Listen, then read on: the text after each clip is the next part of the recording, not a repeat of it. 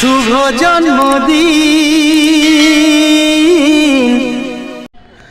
সমাজ উন্নত হয়েছে, কিন্তু আমাদের মনগুলো কি এখনও উন্নত হয়েছে?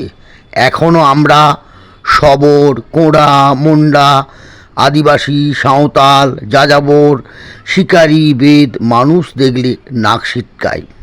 হ্যাঁ, এটাই বাস্তব। সেই সব অসহায় মানুষের কথা ভাবে কজন? সেই ভাবনায় ভাবল আজকে আমাদের আপনজন।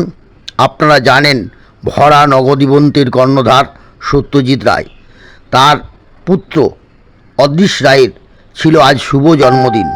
অদৃশের জন্মদিনটা আমরা সেলিব্রেট করলাম সেই সব অসহায় মানুষের পাশে, পিছিয়ে পড়া মানুষের পাশে, যাদের কথা এখনও আমরা তেমনভাবে ভাবতে পারি না।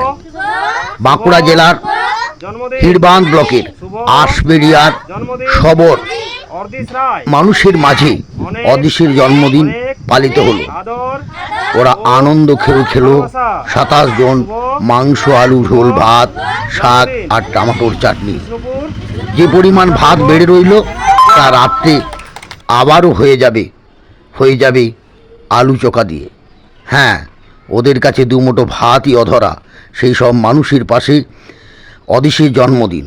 অদৃশকে অনেক অনেক ভালোবাসা, আদর, স্নেহ। অনেক বড় হও তোমার মানবিক মন।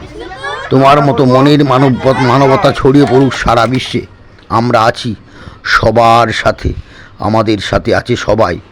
অনেক অনেক ধন্যবাদ, ভালোবাসা, কৃতজ্ঞতা জানাই অদৃশ রায়ের বাবা, আমাদের আপনজন সত্যজিৎ রায়কে।